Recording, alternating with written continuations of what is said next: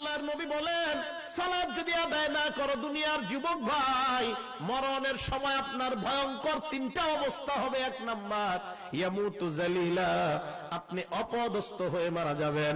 দুই নাম্বার, ওয়ায়ামুতু জুআ, ক্ষুধার্ত অবস্থায় আপনি মারা যাবেন।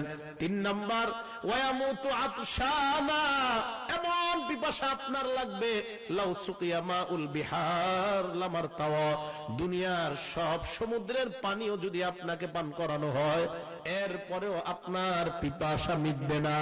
আবার আমি বলছি, নামাজ যারা আদায় না করবেন, এক নাম্বার দুনিয়ার মধ্যে মারা যাওয়ার সময় অপদস্থ হয়ে মারা যাবেন। দুই নাম্বার, ক্ষুধার্ত অবস্থায় মারা যাবেন। তিন নাম্বার, এমন পিপাসা লাগবে দুনিয়ার সব সমুদ্রের পানি পান করাইলেও আপনার পিপাসা মিটবে না।